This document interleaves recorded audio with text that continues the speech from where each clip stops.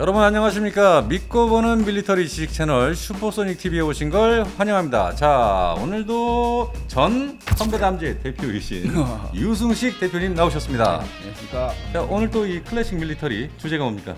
오늘 하나도 안 클래식인데요. 뭘까요? 요즘 저 우크라이나에 공개된다고 해서 화제가 되고 있는 네, 레오파드 2 전차.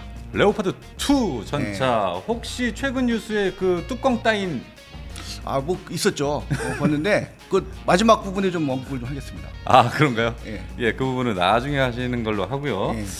제가 오늘 선글라스를 왜 꼈냐면은 눈에 그 눈다래끼라고 하나요? 예. 그 제 아주 옛날 전에 걸려보고 오늘 좀 약간 얼마 전에 또 한 번 끼지 않으셨어요? 그때는 손으로 세수하다가 눈을 찔렀어. 그래갖고 오늘은 이게 눈이 지금 부어가지고 밑에가 빨갛게 이거 오래 갈 것 같습니다, 왠지. 예, 오늘 선글라스 낀 이 이유를 다 제가 말씀드렸으니까 여러분들 좀 이해를 좀 부탁드리고요. 자, 그럼 오늘 유승식 대표님과 하는 클래식 밀리터리의 주제 독일의 레오파드 2 전차에 대해서 알아보겠습니다. 예.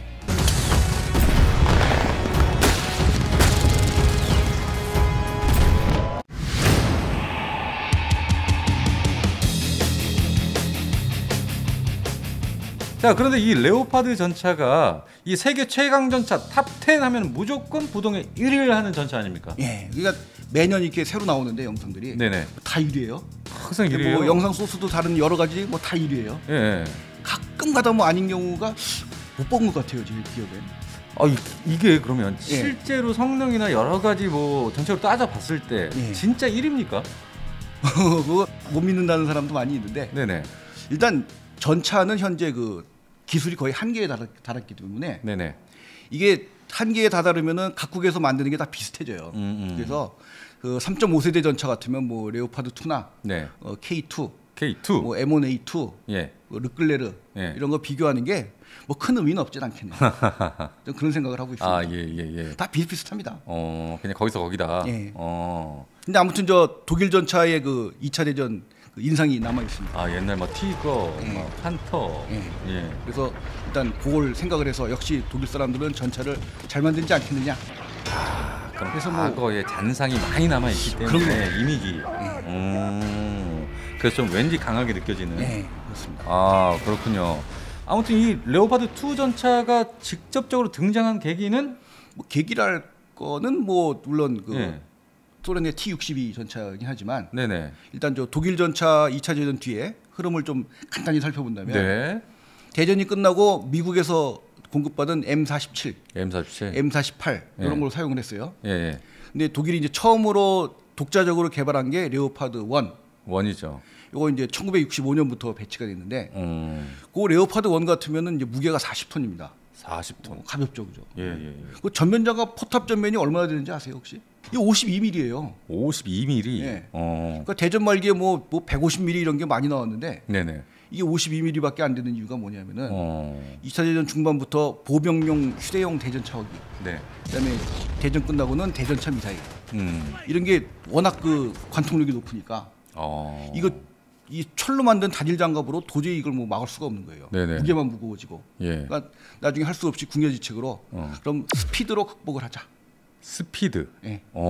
그래서 그 당시로서는 엄청난 속도인 70km 이상을 발휘하는. 그래서 장갑을 희생하고 스피드를 왕창 올린 스피드로 그런 전차가 되는데요. 근데 이제 1965년 같은 시기에 T-62가 딱 나왔어요.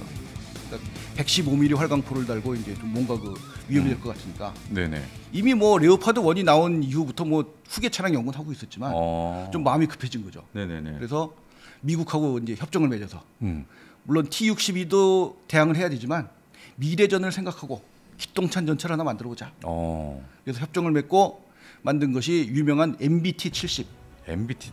독일어로는 KPZ-70. 그래서 이걸 나왔어요. 독일 자체 개발이 아니고 이 공동 개발이죠. 공동 개발한 거예요. 그래서 이게 저 152mm 건 런처. 포탄도 쏠 수 있고 미사일도 쏠 수 있고. 자세 제어가 가능한 유기압 평가 장치. 그다음에 뭐 엄청난 스피드. 그래가지고 지금 스펙으로도 엄청난 전차였습니다.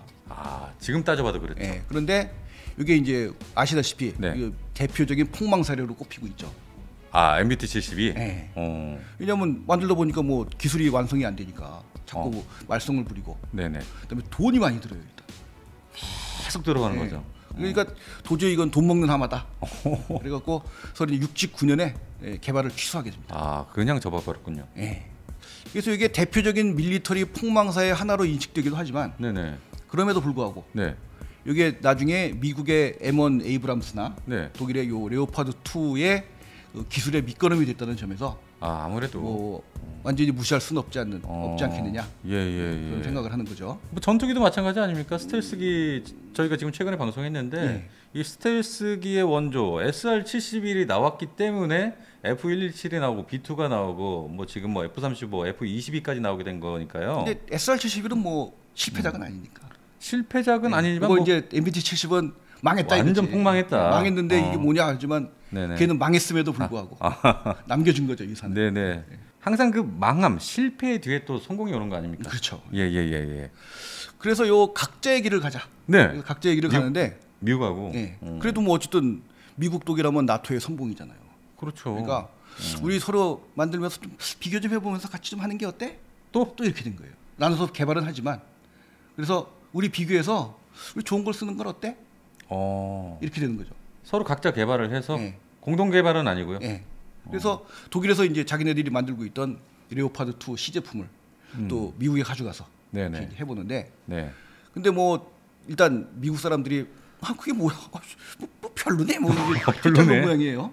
초기 레오파드 2를 가지고. 그래서 다시 또 독일이 그걸 개수를 해서 레오파드 2 AV라는 시제 차량을 가져갔는데, 이게 기똥찬 거예요. 이건 괜찮아. 그래가지고 이미 그 얘기가 서로 좋은 전차를 채택해서 그것만 쓰자라는 얘기가 있었거든요. 근데 미국 사람들이 보니까 당연히 그냥 우리 거 좋은 게 나올 게 당연하고 설사 좋은 게 안 나와도 내가 미국인데 그거 쓰면 되잖아 라는 생각으로 말을 했는데 너무 좋은 거야 이게. 독일에서 가져온 게 너무 괜찮아. 너무 좋아요. 그래가지고 그래서 이걸 채용할까라는 생각을 했었다 그래요. 그래요? 그랬는데 아무래도 뭐 이제 미국 저 무기 회사에서 그렇게 얘기를 했겠죠. 당신 도대체 어느 나라 사람이냐? 우리 거 써야지. 미국 거 써야지. 그렇죠. 당신 도대체 당신 독일 사람이야? 뭐 이랬겠죠 아마. 네네. 그러니까 그래. 그렇지. 그래서 이제 비교 테스트를 한다고 하고 지네들이 M1 그 점수를 왕창 올려주고. 그래가지고 했는데 결국은 이제 그러니까 당연히 이게 결렬이 된 거죠. 뭐 일설에 의하면 이 비공식적으로는 레오파드 2가 점수가 훨씬 높았다. 당시 라는 말도 있지만 그런데 이제 애초부터 미국은 레오파드 2를 쓸 생각이 전혀 없었다. 라는 말도 있었고. 그렇군요. 그래서 아무튼 미국에서는 M1 에이브람스가 탄생을 하고 독일에서는 레오파드 2가 탄생을 하는 거죠. 2가 탄생을 했고. 그런데 제가 알기로는 그 당시만 해도 미국은 이 포가 105mm였고 이 독일은 120mm 활강포 아닙니까? 그렇죠. 그러니까 120mm 포를 이제 딱 봤는데 너무 좋은 거예요. 너무 마음에 들었어. 미군은 105mm 포라는 게 그 영국제 L7, 미국명은 M68. 그래서 거의 뭐 서방 공통의 포예요, 그게. 지난번에 한번 말씀드렸다시피 이스라엘군이 105mm 포를 장비하면서 전 세계 어느 전차도 부술 수 있는 탄약을 보유한다. 이런 말이 있었을 정도로 위력이 있는 포긴 하지만 이거 보니까 너무 좋은 거야. 너무 좋아. 그래가지고 이건 어쩔 수 없다. M1A1 개량형부터는 120mm 포를 채용하겠다. 라고 결정하게 됩니다. 그럼 혹시 그 독일 레오파드 4의 기술을 그대로 차용하는 거죠? 라이센스로 해서 이제 하는 거죠. 독일어로 RH120. 미국 명칭 M256. 그래서 채용을 하게 되는 거죠. 그렇군요. 자, 그럼 이 레오파드 2 전차가 처음으로 실전 배치는 언제 됐습니까? 1979년. 1979년. 정확히 10월부터 부대 인도가 시작이 됐는데, 그러니까 뭐 시기적으로 비슷하긴 해도 일단 서방 세계 최초로 배치된 제3세대 전차. 미군이 81년인가 아마 그럴 거예요. 챌린저 1도 비슷한 시기고요. 그러니까 시기적으로 이게 최초죠. 시기상으로는 그러네요. 최초고 뭐 제3세대 전차의 특징이 여러 가지가 있지만 일단 제3세대 전차가 존재하는 이유는 복합 장갑입니다. 복합 장갑. 아까 말씀드렸다시피 레오파드 1이 도저히 뭐 안 되겠으니까 스피드로 극복을 하자. 그래서 장갑을 왕창 희생했지만 얘는 복합 장갑은 그럴 필요가 없다는 거죠. 대전차 미사일도 막을 수 있다. 그렇죠. 그래서 이 창과 방패의 싸움에서 이 창이 이제 한참 우위를 보이다가 이제 다시 방패가 우위에 서는 시기가 온 것이죠. 아, 방패 쪽으로. 자, 그런데 이 레오파드 2 전차는 이 시기적으로 두 가지로 나뉘지 않습니까? 뭐 그렇죠. 네네. 우리 저 F-14 톰캣도 그렇게 되잖아요. 그러니까요. 그래서 F-14 같은 경우는 초기가 함대 방공 전투기, 후기가 전투 폭격기. 그렇죠. 나뉘잖아요. 예. 그 레오파드 2도 비슷하게 두 시기로 나뉘게 됩니다. 그래서 첫 번째 시기는 뭐냐면은 그 약 4,800대의 전차 세력을 보유한 독일군 전차 부대의 중추로서 나토의 선봉으로 활동하던 시기. 그 다음에는 이제 두 번째 시기는 독일이 전차를 왕창 줄이면서 왕창 줄여요. 예, 그 다음에 레오파드 2를 그 대신에 전투력 향상을 이제 하게 돼요. 얼마나 줄였길래 그렇습니까? 그러니까 4,800대를 갖고 있다가 네네. 300대 내외로 줄이는 거죠. 거의 뭐 10분의 1보다 더 적게. 돈도 없고. 돈도 없고. 전차가 또 이게 별로 나중에 저 살아남을 것 같지도 않고. 그러니까 지금 저 방패가 우위에 있다고 했지만 이제 다시 또 그 시기가 창이 우위에 서려고 하던 시기예요. 그래가지고 이제 왕창 줄여가지고 그 대신에 이 탱크 자체를 완전히 전투력 향상을 시킨. 그러니까 수는 줄여도 퀄리티, 그렇죠. 이 제품의 질은 상당히 높이겠다. 뭐 그렇죠. 이런 겁니까? 네, 그런 겁니다. 네. 그래서 이 퇴역시킨 거를 이제 각국 유럽에 막 팔아먹게 돼요. 아, 그래서 유럽에 쫙 깔렸던 거구나. 그래서 유럽 공통의 주력 전차, 515판저가 되는 거죠.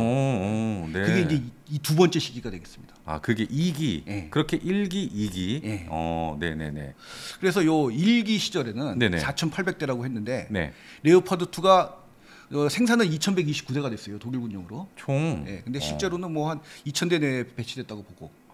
그다음에 레오파드 1 같은 경우는 독일군용으로 2,478대인가 뭐 그렇게 만들었는데 그것도 이제 뭐 못 쓰는 건 빼고 하면 2,000대 내외. 2,000대 내외. 그리고 나머지는 M48. M48 A2GA2라는 좀 웃기는 이름을 갖고 있는. 독일군이 좀 개수를 한 겁니다. 그게. 아, 그래요? 그래서 그렇게 이제 4,800대가 유지가 됐는데. 이게 이제 그 레오파드 2는 생산이 1992년 3월까지 일단 완료가 됐어요. 독일군용이. 그때까지만. 그래서 이게 그 생산 로트별로 1부터 8까지가 있는데 1배치, 2배치, 3배치 이렇게 얘기를 합니다. 근데 1992년 3월에 제8배치 레오파드 2 A4를 마지막으로 독일군용 생산이 끝났어요. A4를 마지막으로요. 이 합계가 그래서 2,129대. 시제 차량 포함. 그리고 이제 수출용으로 좀 만들었습니다. 아, 자국내용은 거기서 끝나고 수출용으로. 수출용인데 레오파드 2의 수출용 중에 제일 대표적인 게 네덜란드 445대. 그다음에 나머지는 뭐 스페인에서 약간 라이센스 생산한 게 있고 뭐 몇 군데 있는데 그 나머지 생산도는 지금 확실하지 않아요. 왜냐하면 이게 창고에 처박고 나서 그다음에 이제 남아 돌던 시기인데 어느 책에는 신규 생산이라고 써 있고 어느 책에는 독일군 걸 구입했다라고 써 있고 그러니까 이 숫자가 좀 아리송하다는 거죠. 그래서 수출용까지 모두 포함을 하게 되면 전체적으로는 많으면 한 3,663대 정도. 총. 그다음에 적으면 한 3,490대 정도. 이렇게 이제 생산이 된 거죠. 그러니까 그 다음에는 생산된 게 없어요. 그러니까 뭐 이런 것도 있죠. 사실 요즘 여담이지만 그 M1 AIM 계획이라는 게 있어요. 에이브람스가 에이브람스 인테그레이티드 매니지먼트. 말하자면 이제 좀 노후화된 걸 공장으로 가져와서 완전히 뜯어버립니다. 그러니까 부품 뭐 나사 하나까지 다 뜯어요. 다 뜯은 다음에 그걸 이제 닦고 조이고 하고 그다음에 노후화된 부품은 다시 딴 거 집어넣고 일부 조금 개량도 하고 해가지고 생산을 다시 하는 거죠. 완전히요. 그러면은 그게 신품 차량하고 똑같이 되는 거예요. 그래서 언제부터 언제까지 몇 대, 언제부터 언제까지 몇 대 이렇게 해가지고 M1 A1 아마 지금 다 끝났을 거예요. 그런데 M1 A1 끝나면 A2로 들어갑니다. 야, 그럼 A2를 다시 다 뜯어가지고. 그렇죠. 새 전차로 다시 만드는 건데. 그러니까 독일도 사실 창고에 박은 전차를 그렇게 하지 말란 법이 없는 거죠. 그렇죠. 그러면 이게 신규 생산이라고는 하는데 창고에 있는 게 나갔느냐, 새로 만들었느냐. 야, 그거 와, 그분 잘하겠네요. 그게 이제 알 수가 없는 거죠. 그러니까 책도 제각각이에요. 보면은 나도 알 수가 없어요. 어느 책에는 신규 생산이라고 돼 있고 어느 책에는 저 독일 걸 구입했다고 돼 있고. 그게 다 저기 정보를 알아보시는 그게 다 저기 해외 서적 이런 그렇죠. 거. 예. 우리나라 뭐 나온 게 거의 없으니까. 아 이거 참 영어도 잘해야 되고 일어도 잘해야 되고 뭐 독어도 잘하시니까. 아 독어는 저 읽기만 합니다. 제가. 알겠습니다. 네. 자 아무튼 그래서 네네. 일단 요 전체의 특징을 좀 말씀드려야 돼요. 네네네네. 그래서 우리 아까 저 우크라이나 얘기할 때 A4 몇 대, 뭐 A5 몇 대 이렇게 얘기했잖아요. 네네네. 근데 A4까지가 일단 나토의 선봉을 자처하던 시기. 그래가지고 그때까지는 여기 저 제가 가지고 나왔지만, 네네네. 여기 좀 뾰족하잖아요, 그죠? 네, 제가 들어서 좀 보여드리겠습니다. 네. 이 뾰족한데, 이 보시면 이렇게. 예.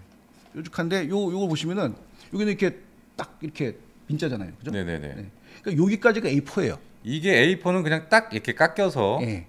똑 떨어집니다. 그런데 요건 이제 앞으로 뾰족하게 나와 있죠. 앞이 아주 뾰족하죠. 여기가. 굉장히 크죠. 이게 뭐 굉장히 뭐 방어력이 대단할 것 같아요. 옆으로 보셔도 아주 날카롭게. 그래서 요건 지금 A6인데 네. A5도 이렇게 돼 있고요. 근데 그 대신 A5는 포신이 짧아요. 아 이것이 길이가 굉장히 서로. 그러니까 A4에다가 요 뾰족한 것만 단 게 A5. 그다음에 포를 긴 걸 단 것이 A6. 이렇게 되는 거죠. 4와 6가 이렇게 다르네요. 네. 그렇게 다릅니다. 어쨌든 외관은 그렇게 구분을 하시면 되고. 아 이것도 직접 만드신. 그렇죠. 치도 제가 했습니다. 아 멋있습니다. 아주 그냥. 야, 이거 제가 그냥 저기 나중에 선물로 한번 뭐 줄 수 있습니까? 나중에 뭐 안 주실 것 같은데? 워낙 아끼시니까. 같은 거 여러 개 만든 거 있으니까. 아 농담한 겁니다. 이 프라모델 만드시는 분들은 이게 완전히 아트, 그렇죠, 작품으로 생각하시기 때문에 이게 장난감 아닙니다, 여러분. 이분들한테는 대단한 보물이자 작품으로. 자, 그러면 이 레오파드 2 전차의 어떤 성능을 한번 알아볼까요? 예. 그래서 뭐 공수주 뭐 일단 공격부터 얘기를 하면 여기 이제 120mm 활강포. 120mm 활강포. 공격. 활강포의 특징은 제가 그 러시아 전차 얘기할 때 충분히 말씀드렸으니까. 네. 근데 이게 길이가 길어요. 55구경. 55구경. 요 구경 뜻은 아시죠? 이 직경의 몇 배가 되느냐. 그렇습니다. 이거를 수치로 따지는 거 아닙니까? 그렇죠. 예. 그래서 그 길이가 기냐 짧다를 일률적으로 표현할 수가 없으니까. 요 포구 지름의 몇 배냐. 그래서 이게 55구경입니다. 55구경. 그래서 옛날에 요 짧은 포는 44구경이에요. 44구경. 그래서 요 44구경도 대단한 위력을 갖고 있지만 얘는 관통력이 약 30% 이상 향상되었다. 30%면 대단한 거 아닙니까? 그렇죠. 그래서 이게 초기의 120mm 포는 그냥 놓고 하시죠. 그럴까요? 알겠습니다. 너무 귀해서 제가 놓는 것도 아주 살살 제가. 이 작품입니다. 그래서 이게 초기의 44구경 120mm 포는 관통력이 약 350mm였다 그래요. 350mm. 그러니까 그 균질 아변강판 기준. 네네네. 균질 아변강판은 이제 철을 만들 때 샌드위치처럼 이렇게 반죽을 하듯이 하면서 쭉 나오니까 이 철의 이 질이 균일하다는 거죠. 그래서 강도가 방탄 자재로 많이 사용을 하는데 아무튼 그거 350mm를 뚫을 수 있다. 그런데 이게 신형 탄약. 신형 탄약은 그 약 650mm. 650mm? 그러니까 여기 저 A6에서는 그러니까 신형 탄약이 DM53, 63 이런 게 650mm에서 700mm 사이라는 얘기죠. 와, 2배네요 거의. 그거 이제 기술이 발달했으니까 그런 것도 있고요. 그러니까 지금 44구경으로 DM63 이런 걸 쓰게 되면 좀 더 높아지겠죠. 그래서 요 포구 에너지가 12.7 메가줄이라 그래요. 메가줄인데 요 1메가줄이 무슨 의미냐? 1메가줄. 그게 중형 승용차가 시속 160km로 달리면서 격돌하는 그 에너지가 1메가줄이에요. 160km로 그냥 달렸을 때 그 에너지. 이게 12.7 메가줄이라고 포구 에너지가. 와. 엄청난 거죠. 1메가줄이 160km. 때 힘. 그렇죠. 중형 승용차가 160km로 달리면서 꽝 하는 게 1메가줄인데. 그런데 이 포구가 쏘는 그 힘이 12.7 메가줄이라는 거죠. 그 12배가 넘는다는 얘기네요. 엄청납니다. 그래서 요 철갑탄은 그 정도 위력이 있고 그다음에 요 다용도 그 멀티 퍼포즈 탄을도 쓰는데 그거 이제 일단 성형 자격탄. 일단 이제 그 화학에너지탄이죠. 네네. 그렇게도 쓸 수 있고 야포처럼 화력 지원에도 쓸 수 있고. 그리고 이제 다목적탄을 또 씁니다. 그래서 네네. 두 가지를 써요. 어차피 활강포는 두 가지밖에 안 씁니다. 네. 그러니까 탄종이 다양하진 않은 거죠. 아 그렇군요. 딱 두 가지. 예. 네. 자 그럼 공수주의 이 수, 예. 이 방어력에 대해서 한번 알아볼까요? 방어력이 이제 이게 그 숫자상으로는 엄청납니다. 그래요. 예.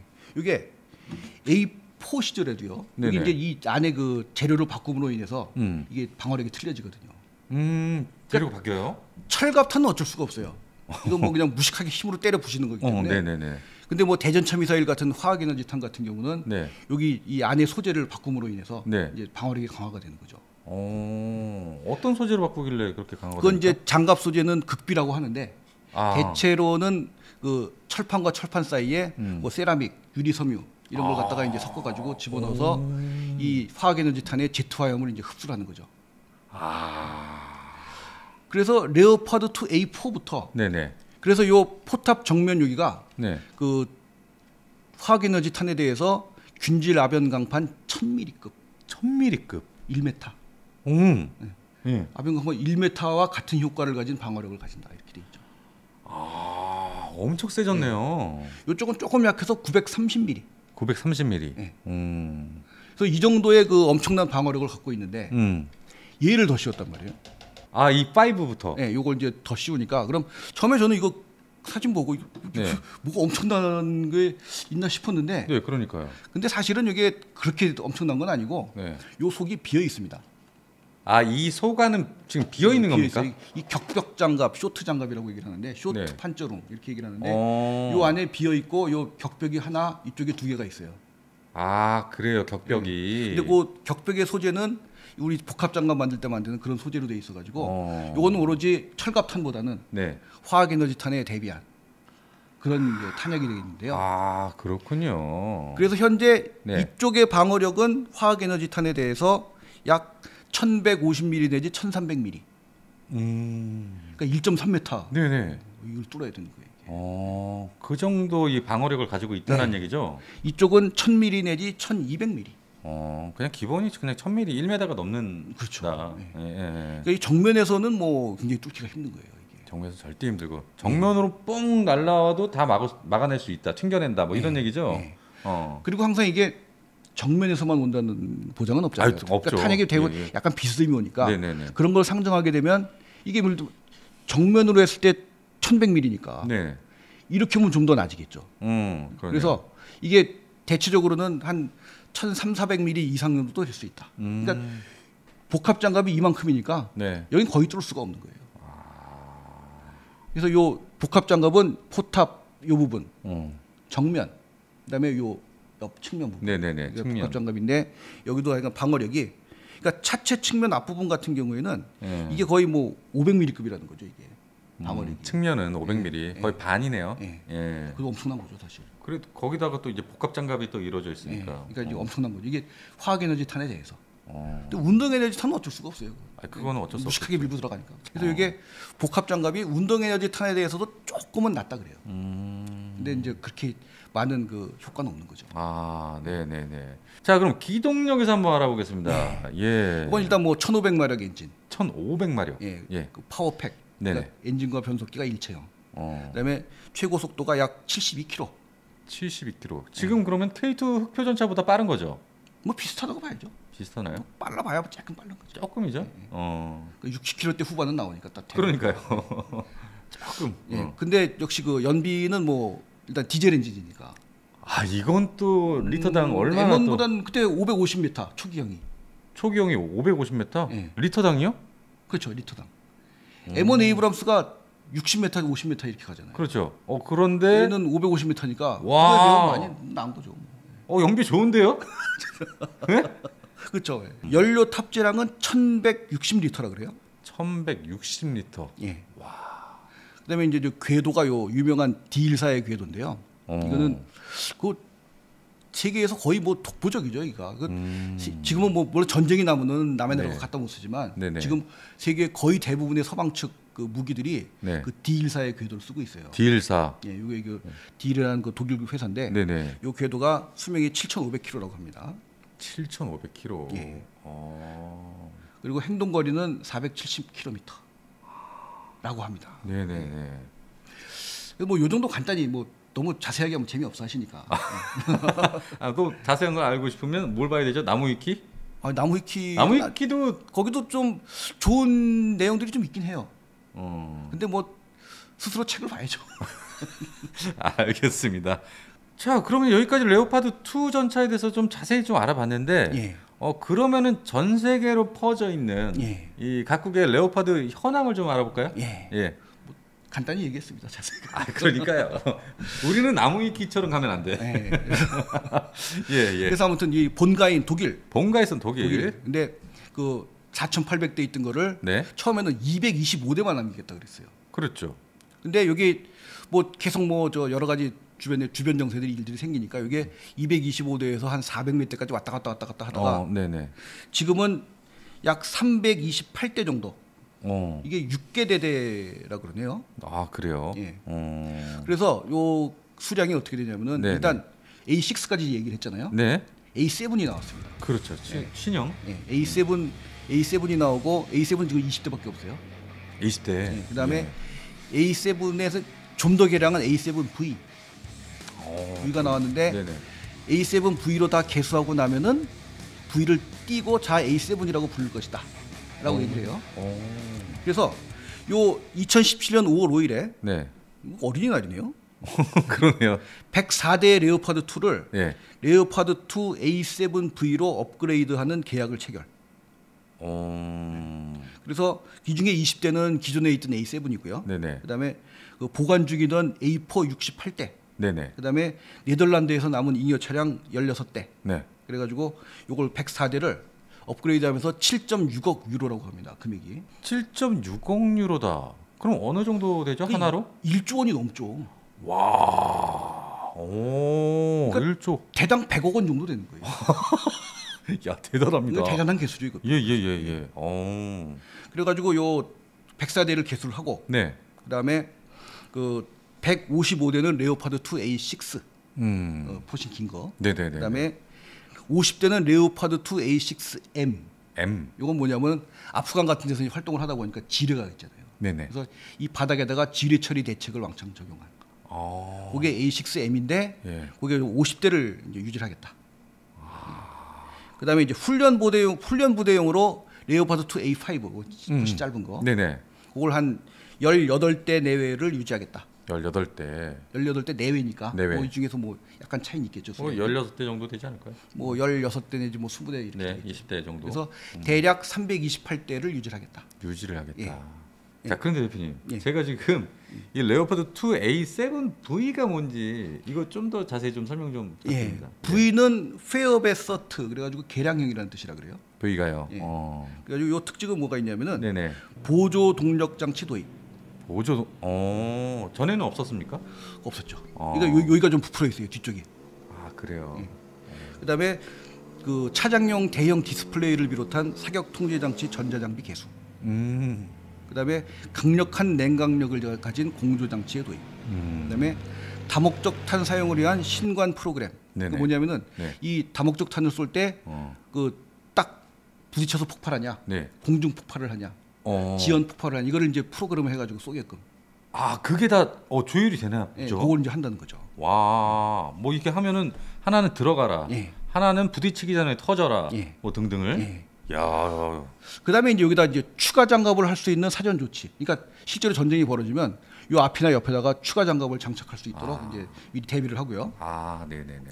그다음에 이제 요 중요한 것이 요 전차포가 외관으로 똑같은데 이거를 130mm 활강포의 기술을 적용해서 그 약실하고 이 폐쇄기 부분을 훨씬 강화를 해서 더 강력한 탄을 쏠 수 있게끔 한다는 거죠. 그래서 DM73을 쏘게 되면 관통력이 약 8%가 향상된다. 8%.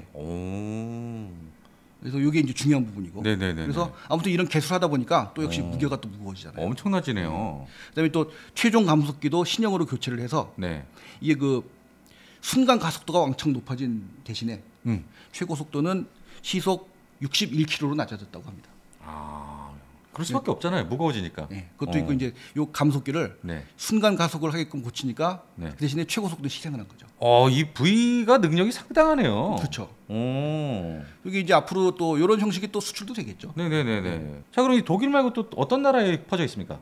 그러니까 요 우크라이나 요번에 공유되는 거 빼고. 네네. 그거 그다음에 빼고요. 또 체코에서 뭐 거기 또 지원하는 대신 나중에 뭐 지원한다 뭐 그런 얘기도 있었는데 그거 빼고. 네네. 독일 포함 19개국.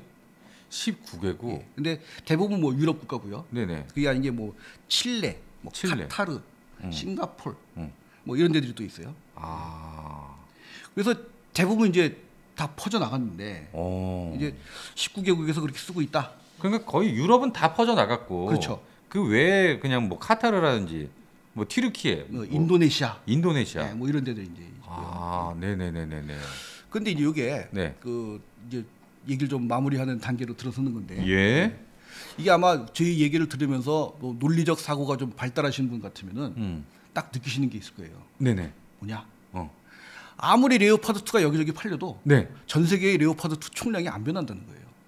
총량은 변하지 않는다. 네. 그러니까 이게 웃기는 거 어떻게 보면은 소련 이를테면 이제 전체 이 서방 측 이게 있고 소련 쪽 세력이 있는데 소련 쪽 세력에서 보면 애초에 2,000대 독일에서 갖고 있었는데 2,000대가 단순히 저쪽으로 이쪽으로 다 넘어갈 뿐이지 총량은 똑같은 거야. 그렇구나. 물론 자국 입장에서야 우리나라를 지켜야 되니까. 예. 물론 그런 건 있겠죠. 근데 이 적군 입장에서 보면은 별 차이가 없는 거죠.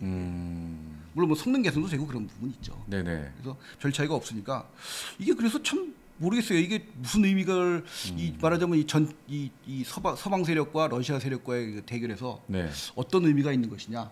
별로 의미는 없는 것 같아요. 네, 그런 것 같네요. 그래도 하나 없어지지 않았습니까? 뚜껑 따여서 이번에 폴란드 우크라이나 훈련. 예. 그 뚜껑이 왜 따인 겁니까 이게? 그걸 모르겠어요. 그 원인을 밝히지 않았다고 하니까 일단 뭐 섣불리 저희가 얘기할 건 아닌 것 같고요. 네네. 다만 이제 레오파드 2가 그동안 뭐 거품이 있다는 얘기가 많이 있었잖아요. 네네. 지금 특히나 그 터키가 IS랑 싸우면서 한 10대가 부서졌는데.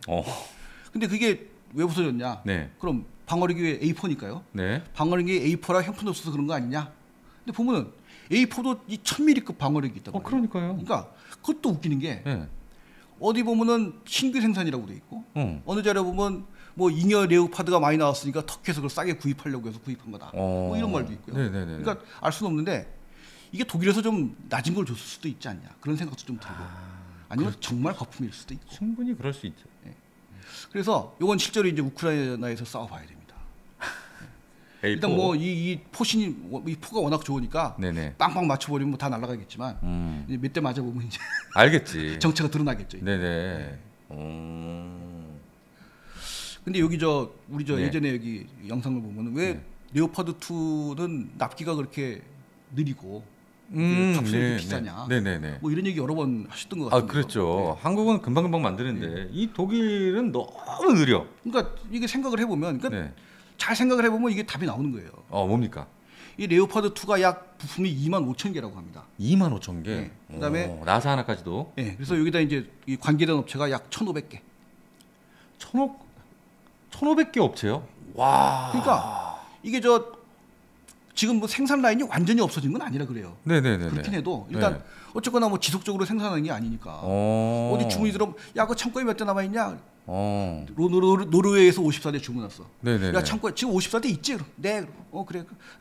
더 대 꺼내서 또 하고. 근데 부품 조달을 해야 되잖아요. 그러면 이제 부품업 전화 오면은 그거 우리 다 쓰고 없는데 좀 가져와봐. 얼마나 필요하신데요? 쉬운 4개. 쉬운 4개가 뭐 하라는 거야? 그거 만들어서 뭐 하라는 거야? 이럴 거 아니에요. 그러니까. 한 뭐 2-3배 주면 제가 만들어 드릴 수 있긴 해요. 어차피 우리는 54대 납품 하나, 540대 납품 하나 똑같아요, 우리는. 그렇죠. 그렇게 될 거 아니에요. 그러니까 당연히 시간이 많이 걸리고 값이 높아지는 거죠. 대량 생산이 아니니까. 근데 이제 지금 창고에 과연 독일이 몇 대를 가지고 있느냐. 이런 부분인데, 아까 처음에 말씀드렸다시피 기존에 나간 게 창고에서 나간 거냐, 새로 생산해서 나간 거냐. 이건 알 수는 없어요. 알 수가 없어. 확실한 건 몇 개 있는데 좀 아리끼리한 게 좀 몇 군데 있습니다. 그래서 그걸 생각을 하면 현재 제 추측으로는 그 노르웨이의 54대를 준 거 빼고 한 150대에서 300대 정도 있지 않겠느냐. 150대에서 300대. 예. 물론 뭐 외국에서 돈 많이 준다 그러면 새로 만들 수도 있겠죠. 그렇죠. 근데 이게 대량 주문은 못 받는 거예요. 시간도 많이 걸리고. 네. 그런 좀 맹점이 있다. 그 다음에 이제 여기 150대에서 300대가 있고, 그 다음에 나머지는 또 네덜란드 분이 있습니다. 네덜란드가 처음에 445대를 이제 납품을 했잖아요. 네네. 그래서 이 냉전 시기에는 농담으로 이 네덜란드가 왜 이 해수면보다 낮아가지고 네. 어린애가 뭐 이렇게 집어넣고 해가지고 예. 손으로 집어넣고 네. 막았다. 탱크 무게 때문에 나라가 가라앉는다는 그런 말이 있었어요. 예전에. 근데 이게 군비 축소가 되면서 전차를 빵으로 줄여버렸습니다. 빵이요? 네, 빵으로. 네. 지금 다시 몇 대 더 구입한다는 설도 있어요. 지금. 어쩌다가 그렇게 된 겁니까? 그러니까 필요 없다 이거지. 네덜란드 자체 내에서는 전차가 필요 없다. 필요 없다 이거죠. 그래서 이게 이제 또 외국으로 팔려 나가는 거예요. 네덜란드께. 네. 그래서 이게 445대 중에 현재 파악된 게 405대가 팔렸습니다. 그럼 나머지가 40대 정도가 있다는 거죠. 네네. 이것도 다른 데로 갈 수도 있고. 그러니까요. 네덜란드로 또 복귀할 수도 있고. 그래서 아무튼 요거는 그래서 그 K2하고 뭐 생산 경쟁은 뭐 할 수가 없어요 여기는. 그러니까 완전히 새로 만들기 전에는 이제 안 되는 거죠. 한국의 K2 전차하고는 경쟁 대상이 아니다. 근데 뭐 만약에 느낌입니까? 독일 게 너무 좋으니까 돈 많이 비싸게 주게 그럼 또 만들겠죠. 돈 더 준다. 그럼 그럴 나라가 과연 몇이나 있겠느냐. 그랬군요. 자, 여기까지 독일의 레오파드 2 전차에 대해서 자세히 좀 알아봤는데요. 이거 듣고 보니까 또 몰랐던 부분도 많고. 그런 거 카로저 나온 거 아닌가? 그러니까요. 요즘 아주 유승식 대표님 오셔가지고 제가 아주 지금 신이 납니다. 오늘 또 여기 준비를 또 잘 해오셔가지고 너무 수고 많으셨습니다.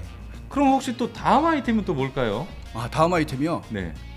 이것도 또 클래식이 아닌데. 우리는 말만 클래식이야. 예. 제가 그 모형을 하다 보니까 제가 그 특히나 미 해군기 같은 경우는 이게 마크나 이런 게 중요해요. 그래서 이게 미국 해군기가 딱 있으면은 어느 항공모함에 뭐가 배치돼 있고 다 이거 줄줄이 다 파악을 하고 있어야 고증을 할 수가 있거든요. 그렇군요. 그래서 제가 안승범 대표보다 유일하게 많이 하는 게 미 해군기입니다. 그래서 이번에 그 니미츠 항공모함 왔었잖아요 얼마 전에. 네네. 그래서 그 항공모함의 함재기와 항공모함 운용법 이걸 좀 해드릴까. 니미츠급 항공모함. 항공모함과 함재기의 그 편성과 운용법 이런 거. 정확한 그런 걸 좀. 보면 여기저기 뭐 다른 유튜브에서 도대체 제대로 보관인가 하는 게 좀 많이 있어요. 제대로 공부를 했는가 안 했는가. 그래서 그런 부분 좀 제가 좀 바로잡는 선에서. 좋습니다. 자, 그렇다면 다음 이 클래식 밀리터리 시간에는 미국 항공모함과 그 함재기 운용법에 대해서 한번 대표님과 함께 자세히 또 알아보겠습니다. 여러분 많이 기대해 주시고요. 지금까지 시청해 주신 여러분 감사합니다.